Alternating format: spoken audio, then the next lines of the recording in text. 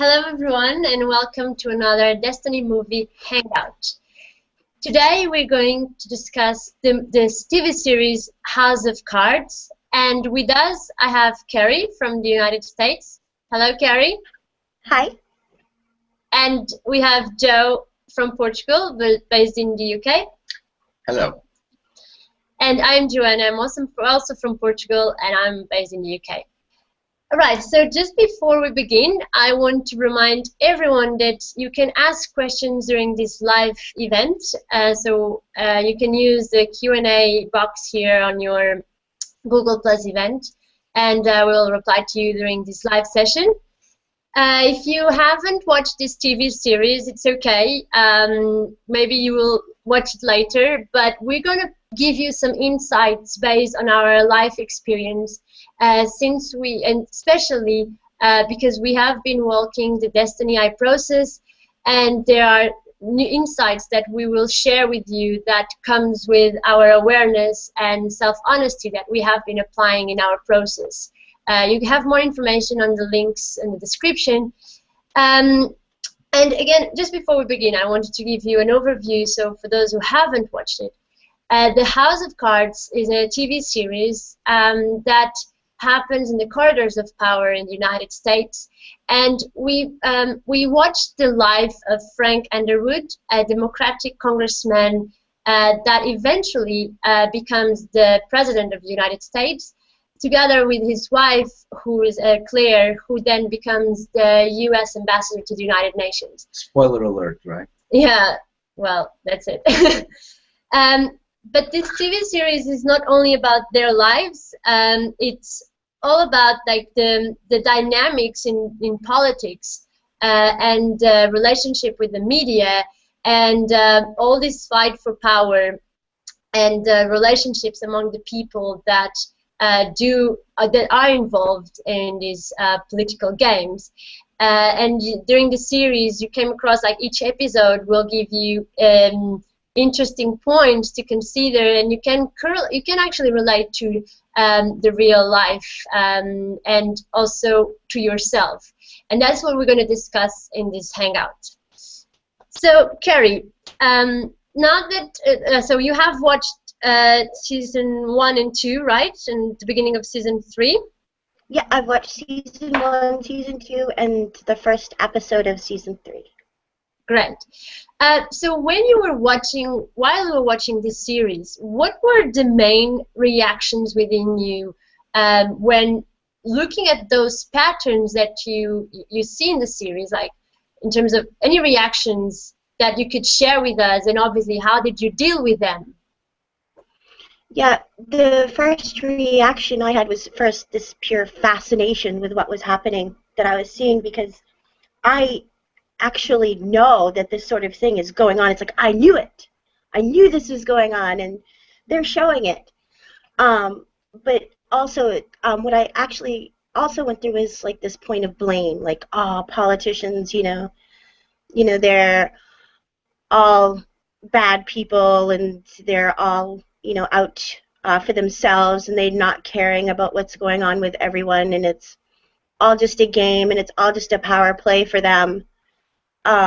So it was a lot of blame at first, in that I know it. It was just like, I knew they were that bad, and this is just showing it. Cool. Yeah, Joe, what about you? I didn't particularly had any reactions. Mainly, I just I thought, this was my thinking process, that whatever they're showing you and whatever goes big on television cannot be the actual story of what is happening. So, because it's not in their benefit to show everything. So in a way, this could be a way to trick people into thinking that that's exactly how things are happening in the White House or in the corridors of power of every nation. I'm sure that there is that game of power wherein everybody is trying to get ahead. Everyone is just mostly focused on their actual self-interest and not considering the common good of everybody. Otherwise, we wouldn't see the world as it is today. But I don't think it is exactly as they're showing. Surely they do some work but I do think that mostly they're playing the game, trying to get ahead, and in the meantime, part-time job would be to pass some what do you call it? The folders. No, they pass laws and things that do in some way benefit the population, but most of the laws actually don't benefit the population in general. I mean, for me, when I start watching, there are some episodes where I could kind of bring those points into myself. Like, if I were in that position, what would I do? And seeing the main character, Frank Underwood, and how he's so ruthless, and with his way of manipulating people. Not only him, but he's like the main one. And I went into a reaction within me. It's like, wow, these people can really lie like that. And maybe this is what happens in politicians are doing, and I still follow. You still believe it.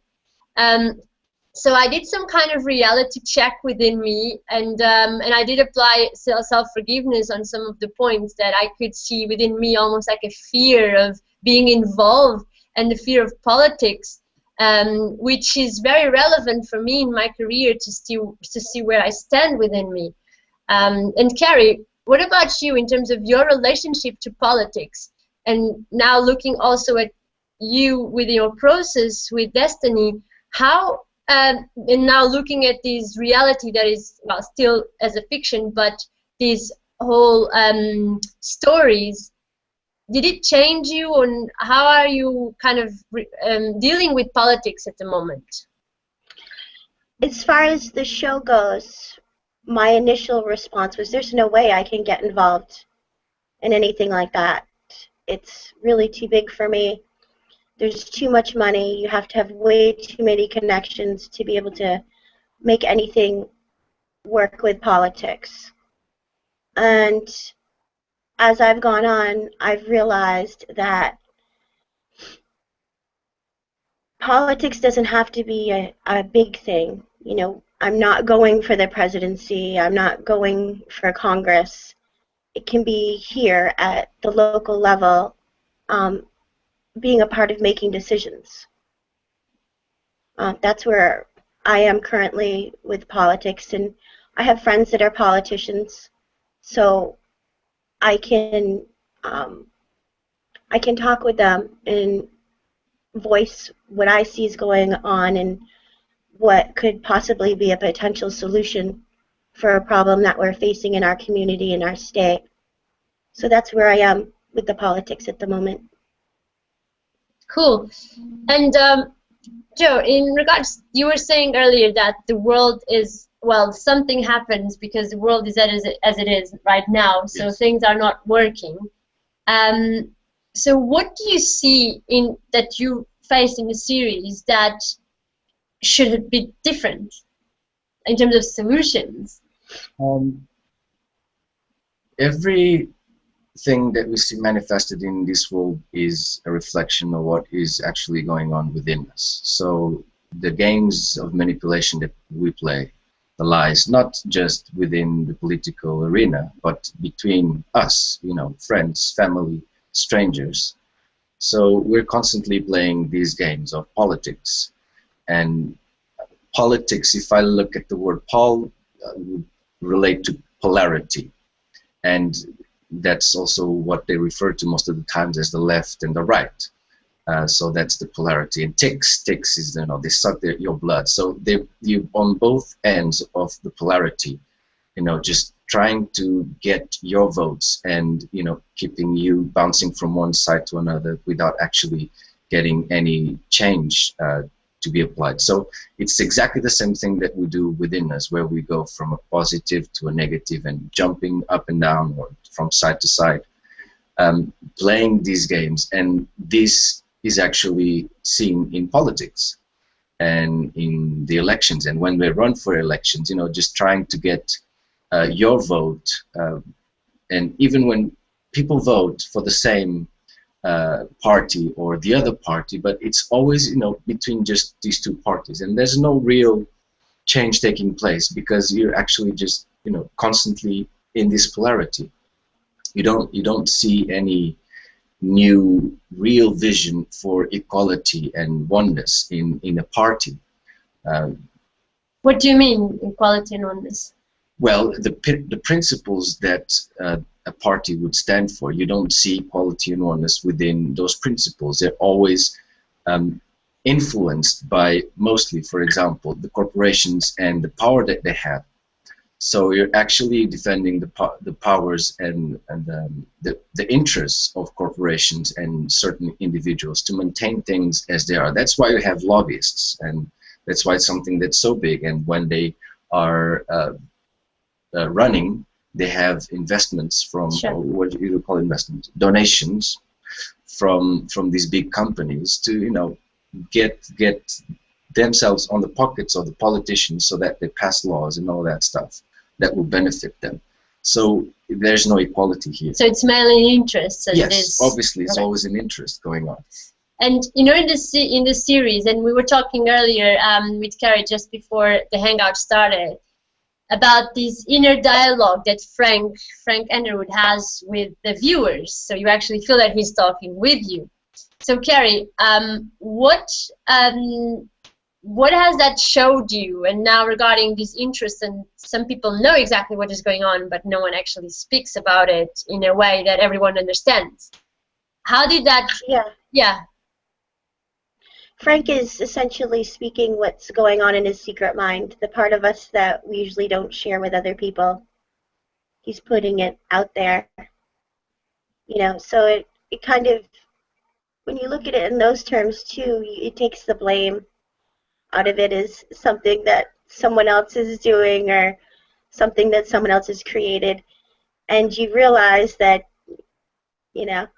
I'm pretty much the same. I do the same thing in my mind, and like you were saying, Joanna, if I were placed in a similar situation, I'm not sure if I would have done things differently had I not been more self-honest and aware, as Joe was saying, as far as aligning myself with principles and understanding equality and oneness.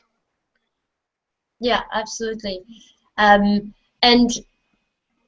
for me, like, that point also reminds me that it questions, what is power? What is this power of taking someone else's life? Because that happens, like in the series, people die because of these games or as a consequence.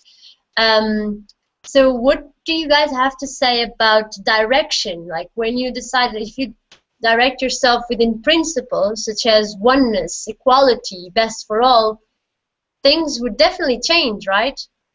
Yes. Yeah. Go on, Carrie. Go ahead, Joe. When you see that people are the same as you are, and you take away that need to get back at people for the wrongdoings that they have done, and you take away the spite, you take that part of harming people out of the equation. When you have more of a value of life than just seeing, people and animals and the earth is just disposable. And it's really not. I would say that the point of direction, for example, that Frank Underwood has and his determination, obviously this direction and determination and discipline and persistence that he has is directly related to his own interest in leaving his name in the history of the United States and the world. That seems to be what he and his wife have, in common, is to achieve greatness within the system. So he has applied that persistence, direction, determination, all of that for that for that goal, purpose, which is his purpose of self-interest. So, which means we can actually utilize the same words and the same values, discipline, determination, and so on, to actually achieve something that is best for all. And so if he changed his purpose, his reason, he would be able to achieve the same things and obviously have a long-lasting effect in the United States and the world. And I believe that that's what we should all actually aim for, is to hold on to these words and what they mean, and give and have it based on a foundation of equality and oneness of what is best for all, and you live according to it. Yeah, Yep. and I mean, I agree. do we need to be ruthless to rule? Because that's what it seems, right? It's like that famous quote, hunt or be hunted. Being, what I see with ruthless is, you can be, if you look at the definition of ruthless, or ruth, it means no emotion. It is related with having no emotion. So you should be ruthless in our application, but ruthless in terms of living as what is best for all. So you can take the word ruthless and its meaning in terms of having no emotion, which means you're not jumping from a positive to a negative, because within it you're actually being manipulated by energy, by ideas, by beliefs, and so on. So you actually want to be ruthless in your principles of equality and oneness. Right. Exactly. Carrie, do you want to add anything to it in terms of your own experience of, for example, in your, before you were in this, before you came across these principles and your own self-awareness and your responsibility in your life, how did you deal with these situations? So that's how also these characters and in real life people deal, right? Right. I mean, prior to taking on these principles of caring and valuing life, and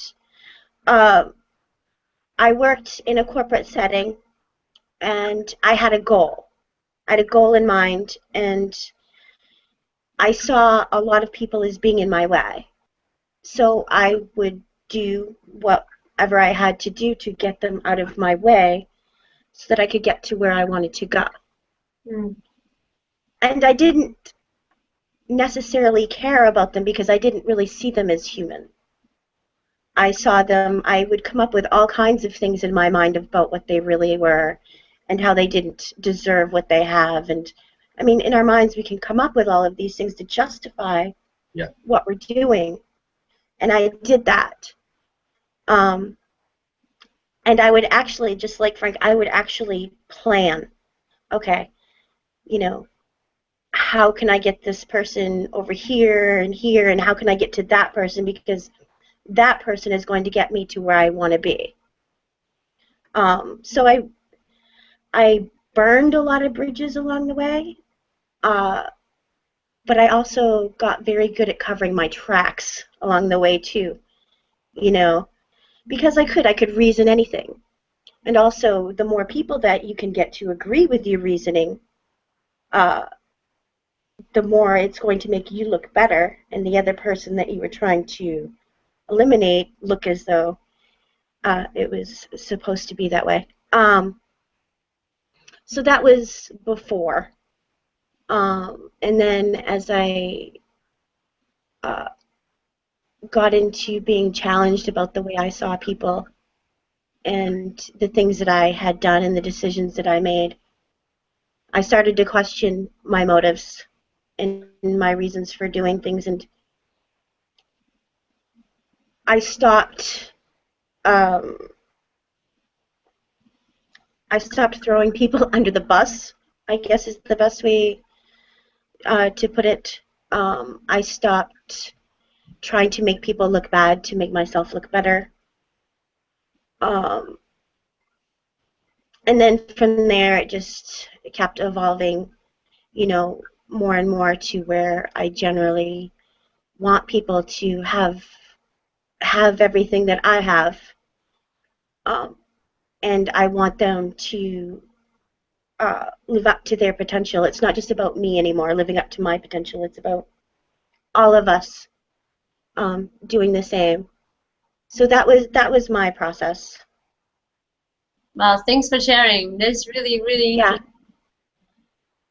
Because, I mean, while you were talking, I completely resonated with also these ideas that we have in our society, at least in the West, which is like you're always in this constant competition with other people. Like someone has your place, and it can be anywhere. It can be in your job, it can be on the bus, or you're always wanting something that someone else has. And the same applies to Frank Underwood. He wanted to become the president, so somehow the president had to be beyond, no matter what it took. And not actually realizing that, okay, these things happen, and we see so many scandals, and because of a scandal, or someone suddenly a president dies, and then everything happens as a complete twist, like a coup d'etat that changes the whole scenario. And obviously we wonder, like, who is engineering all of this and how that will affect the lives of people. But what we haven't perhaps done is bringing that to ourselves, like, what is my participation in that? Like, how am I also in my daily life also being that possessive person, or manipulative as well? So I found that is really interesting that we have series that can show the extent that we can go, and everyone to a degree or another. Yeah, that's a fascinating point of the competition, and that you specifically see in House of Cards, to get ahead, that the politicians do, but it's no different to what we actually do. And then what is more interesting is that we're watching this series, and then we blame our situation and the world for what politicians are doing, because, you know, they're showing this, they're being competitive, they're being manipulative, that's what they're doing there. So it's like you're pointing a finger, that's the problem. But, you know, you have one finger pointing at you, and you have 3 fingers pointing at yourself.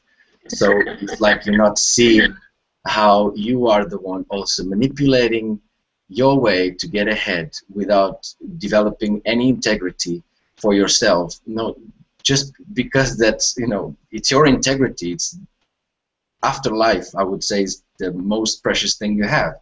If you don't have integrity, I mean, your life is really meaningless. So that's what you should actually aim to achieve, is integrity. That means you have to look at yourself and make necessary changes. And when you make those changes, you start to see that everybody else is actually playing the same games because you were playing them, and now you see because you're changing. And and you'll see that in politics.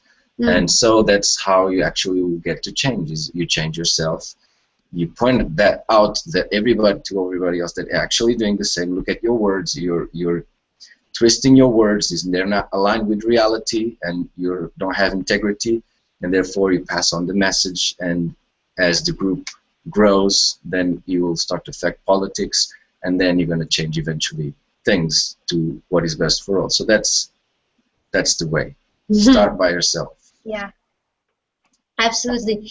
And you know, Carrie, when you were mentioning that you finally start caring about each other and seeing that the other person is actually a human being just like myself, and I wouldn't like to be treated that way, so why am I treating the other like that? And it reminds me, well, it actually took me to the point of the marriage that Claire and Frank has, which is there are some traces there of they do care for each other in their own way. But it's interesting that the series captures that type of relationship where they do support each other, even though, again, they are in a direction which is still self-interested direction, not considering the best of everyone else. But what do you have to say? What can we learn from that relationship of almost unconditional support, if that we can say from it? If you take out the self-interest part, what you have is expecting nothing less from another person than what you would expect from yourself. I really have learned a lot from the relationship that Frank and Claire have, as far as saying, you know, you're fallen, I'm going to pick you back up, and we're going to move forward. And when I fall, you're going to pick me back up. To me, that's what a partnership is. And they have a really cool agreement in that way between them. Yeah, what I would say that I see in what they have is it is not emotional. They do say to each other, I love you. But it's not what you would see from most relationships in their understanding of love as being something very emotional. So they're not emotional about their relationship.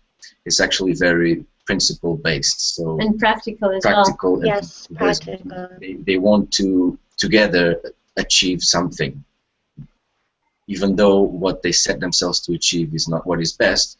They're living according to it, and you know, they have sex with other people, and they both know they're having sex with other people, but they don't see that as being a big problem actually. So it's something that they accept about themselves, and they just live with it because that's not what they're set themselves to do and achieve. It's not about exclusive sex, just you and me, you know. So they do their own thing on the side, but in the end they know what is important is the relationship they have with each other and the principle what they want to achieve. And you know, having sex with this girl or that guy is just something that happened for a moment, and they don't give much meaning to it. So I think it's cool. I'm not saying that's what you should be doing. If that's what you agreed to do, that's fine. So I really appreciate that point of principle that they have within their relationship, practical. One thing that I noticed in the third season, probably Carrie, you haven't reached that point just yet, but so I'm not going to spoil you on that. Okay. But, Yeah, we're not spoiling you, but everybody else. Okay. No, but at some point you see, oh, actually, from the beginning, their relationship evolve, and they start walking this journey together, and you see as well how they start almost standing. Well, at least in one of the episodes in the third season, that they do not agree with something, and then you see like the strength of the woman coming up, where she kind of says, no, that's not right, this is what I did and I know why I did it. And it's very interesting because at some point Frank, even though he did not recognize immediately, he did say that he had not reached his position if it wasn't clear, a woman.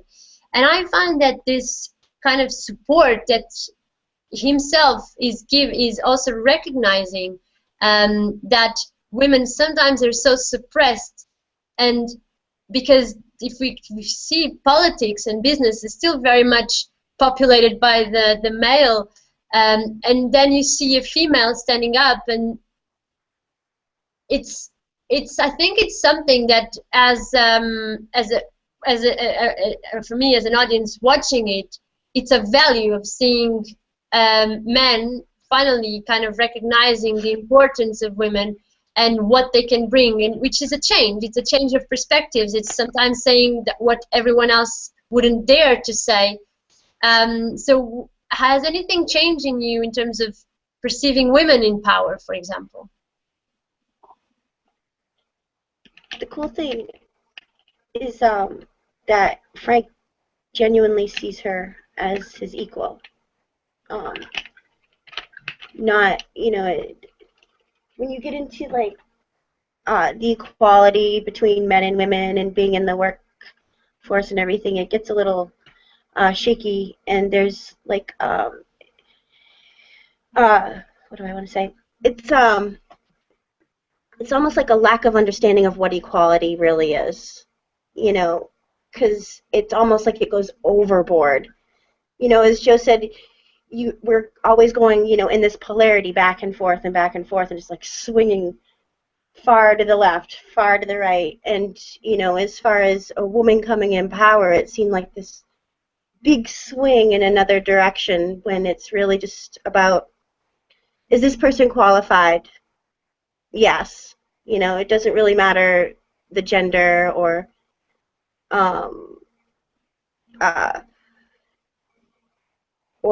like a woman, you know, coming into power.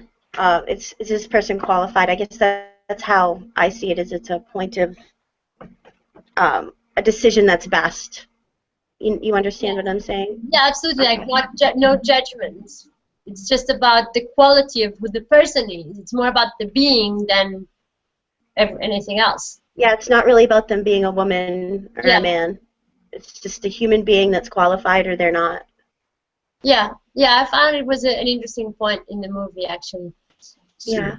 In the series, sorry. It is. Yeah, it is. It's almost like a movie.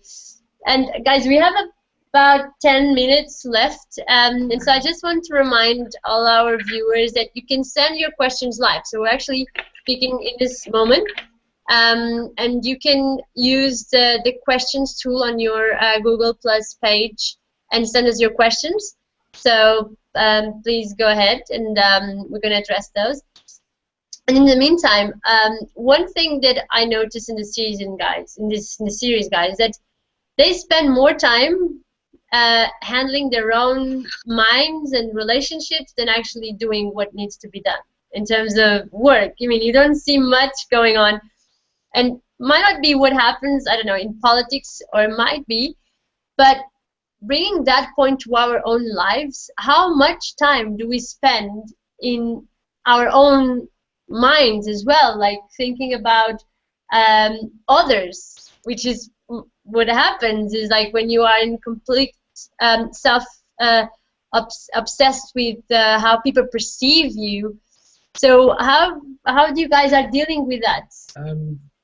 That's very curious to say that, because when you, let's imagine you're at home on the weekend and you have this one thing to do, but you will spend most of your day actually postponing it by doing these things and those things. So in your postponement, you're actually allowing your mind to dictate who you are in that moment. You're allowing the resistance to do that thing, to overcome your own self-will, and therefore that's what you do. You participate in your mind and you keep on postponing. So it's interesting how that relates to the series, where they're actually also just trying to get where they want to get to according to their self-interest, instead of actually doing work that needs to be done regarding politics. So I think that's another correlation. Or probably it's politics that needs to be redefined as for the best of the people. Exactly, and you need to do that for yourself the and system for itself. Others. Yes, exactly. So I find that point interesting, where whilst they also spending more time to get ahead for themselves, we do exactly the same thing in terms of not allowing ourselves to change ourselves when we clearly see that there's things within us that need to change, and we keep finding excuses and justifications, and I'll do it later, or just, one more time this thing, one more time that thing. But what I notice is that, for example, in the series, you see that everyone is very proactive. They're all very good at what they're doing. But when it comes, for example, to work in their inner points, like when they know that they're lying, or they know they are cheating on another, or anyone, or something like that, that is there where resistance arrives. So it's really easy to do what people are being told to do, or to just follow orders. That doesn't prove actually who you are in terms of as your potential. Because the real challenge that we have in our life and society as a whole is dealing with our own selves, like our own shit, basically. Yes. Right? So, Carrie, what is your realization about that? The realization is to take out the lies, take out the competition, simplify things. Once you stop taking out the long way around and shorten everything up, and see that if you're in a position of responsibility for others, that it's a service to others. But initially, there must be a realization, right? You must realize if you're always competing and manipulating others, they're doing it deliberately and they know it. So they're not just going to stop unless they come to some sort of realization. So I have a question for you, Carrie. Because you were playing those games, so my question is, what made you stop? What realization you had that you went, okay, this is unacceptable. I'm actually... Seeing all of the damage. Yes. All of the damage, all of the consequence, and not being okay with myself about that. Okay. So you had that integrity within you. That you it took some time to develop that. Yeah. And it's nothing that I did on my own. You know, with the Destiny group, we have each other there. And we also have so much support, you know, as far as the eCafe interviews and whatnot. So it's not something that I can necessarily say I would have ever realized on my own if it weren't for a group of people who are actually working on having integrity and honesty and respect. So maybe at the point of consequence, you're realizing that there's some consequence that you're creating, not only for others, but actually for yourself. That might have been one of the reasons that led you to stop that participation. Yeah, absolutely. When I see the consequence and I look at it and see all the damage, and I'm honest with myself about it, it makes me say, wow, I am never going to ever do that ever again. And that's the point of change. And then I change myself, you know, with my physical behaviors. Yeah. And that's when things start changing. Yeah, it's that point of when you see the other one as equal to you, that changed the whole thing, because it's like it's just unacceptable, and it's like establishing those boundaries of what is that acceptable and what it's not, and like playing with people's lives, it's not. And I also learned that in my own life, and it's just something, and we know about it, it's just common sense, but sometimes we are so surrounded by an environment that actually promotes it, like stories, films, even like the games that children play. It's all about that constant state of survival, that when it goes into the system, it's just going to be the same pattern. It's like yeah, I see that this series is all about patterns, actually. Yeah. It isn't going the long way around when things could be just so much simpler. Yeah. And just another point on the consequence, one thing that I was a bit frustrated is that he never got caught. Like, he killed 2 people in the series, and that has never actually been found, or at least, I mean, I haven't watched the final episode, if there is one yet, but it's that point of accountability and self-responsibility. But even if that does not happen in the public sphere, that point must exist within self, that point of recognizing, and that's where you put the stop. It's like, no, I'm not going to do this to anyone else, because at some point in the series I actually recognized that wherever they would go, they would destroy the lives around them. Yeah. It's like a virus that spreads out, and they keep trying in the survival to not be caught by that damage, but eventually, well, we'll see what happens. Yeah. We are creating our own things. And have you noticed that when they present the characters and you get to know the characters, that there's a part of you that you really don't want consequence to catch up with them? For me, I've noticed that, like, oh, I don't want him to go to jail, you know? He's a nice guy. He's a nice guy. I mean, he's just doing what he, you know, thought was best for his friend, you know? Who are you talking about? I see how there's like that point of acceptance. Is it the has to stop? Oh yeah, like, the journalist. Yeah. Yeah. And just being, you know, just because somebody was nice and did something for someone else doesn't justify the fact that they just murdered someone.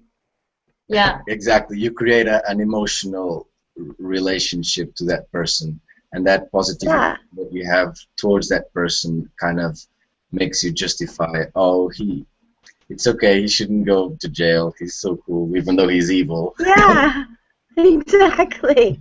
But and then at some point you also think that, okay, the people that do the nasty things, they seem to always get over. I mean, get over it. Yeah, like they don't get caught. Like you see that only the good people, they are the ones that die. Like Peter Russo, he was like kind of a guy that wanted to do something. Like, you know, the people that seem to actually wanting to do something, they are stopped. It's like the system is like, computer says no, you're not gonna go further. We're gonna remove you, and that's the kind of things that, when we look at politics, it almost, like, for me, it almost gives me despair and hopelessness. But then I realize, no, that's exactly what cannot happen. Yeah, exactly. Right. So, guys, we have a few. One question. Well, we have one question. We have also a comment. Wait, let me just use the first question. Okay, so we got a question from actually Joe's mom, and. Hi, Mom. Classic. You're on TV. So, Sort of. so Luch says, what do you think about Doug? What is he dealing with? So, guys, want to go ahead? Doug. Doug is the... Yeah, I know. Yeah, okay. Doug is quite an interesting character, and I mean, what is he going through throughout the series, or specifically where I'm watching now?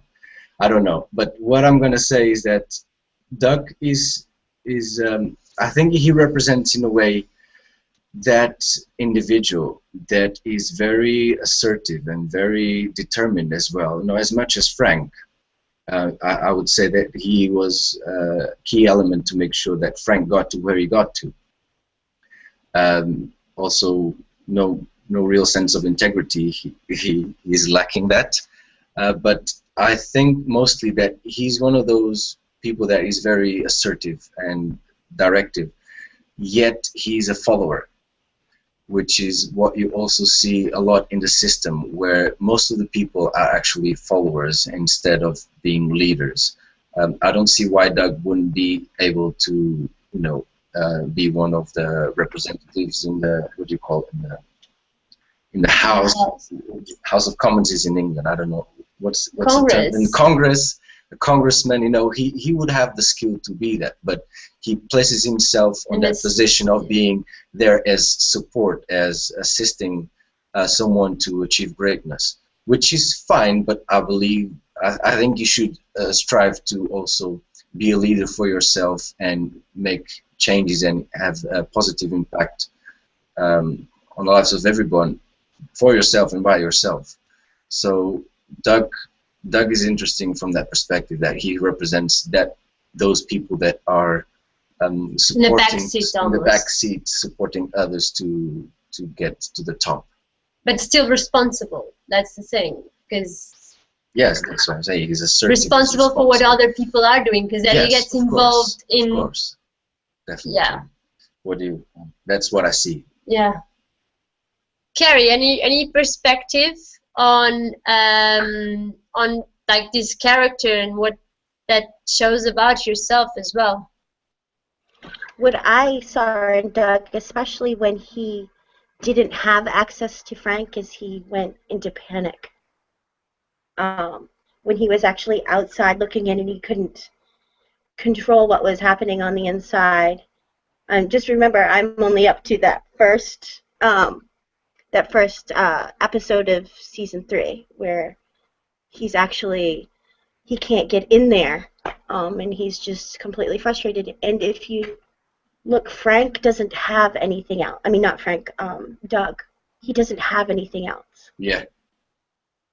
Exactly. Like, he hasn't, it's like he has defined his whole self based on Frank. Yeah. Yeah.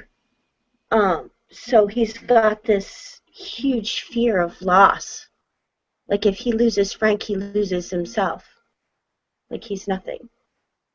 Yeah. And I find that fascinating, because we do that in relationships where we define ourselves based on, you know, our partner or our kids or our friends. They give us something that we haven't actually given ourselves. Yes. You will see later on that it's not just about Frank. It's actually his position, and feel like he's doing something. He has some power in the political arena. Yes, Doug. Yeah. Okay. You will see. Interesting. Okay. Cool. But that's his position. His relationship to Frank means that he has some power in terms of making, you know, himself feel good because he's changing things in the society in the United States, and he is going to take that to someone else later on. So he's doing it through Frank. He's doing that through Frank, yes. Interesting. Okay. Which is the same point. I mean, Frank represents that power. So Frank doesn't give him that power. He's going to find that somewhere else to justify living, in essence, this whole thing. Yeah, so kind of, but it's the same pattern. It's the same pattern. It's like you forget about who you are. It's not Frank, is what he represents. What Frank represents. Yeah. So it's still the same thing, but it's just in a different. It's still the same thirst for power, but in a different degree. Yes. And then there's also the alcohol point that Doug has or had, which maybe is this thirst for power that he has is a substitute for his thirst for alcohol. Oh yeah. It's sort of his addiction is no longer alcohol, and the experience of alcohol is the experience of politics and the experience of power. And you know what? When you were speaking earlier about like the relationships that Frank had outside of his marriage, that was also a manifestation of power over another person, yes. A sexual manifestation yes. of it. So it's just interesting the different ways that this power shapes a person. Great. So we are now going a bit above the hour. Yes. So we just got a few comments. So let me just, one question that we got from Nick. Nick, hi, thanks for watching us. So he's asking, what is Desteni? Is it a movie or a series? So Desteni is a group of people, and we are standing for principles, and there's also online courses. So we're going to share with you and everyone else a few links to know more about what we're doing and what we're standing for. And then we do every week, we have different hangouts where we bring our own perspectives onto things in our society, such as relationships, or in this case, movies, and what we see in series, and what we see from our own by walking this process, which is the Desteni I process. So I hope that was clear to you. And we don't have any further comments relevant for this hangout. Carrie, any final words just to conclude this hangout regarding your experience with the House of Cards and your process? Nope, I've pretty much said what I have to say. Cool. Joe, anything else that you want to add? That's all. I think that's enough. Okay. Yeah. So thank you very much, and thanks everyone for watching as well. And we're coming again next week with another movie at the same time. And in the meantime, you can also subscribe our channel so you are always up to date to what we're doing. So yeah, speak to you later. Bye everyone. Bye. Bye Carrie.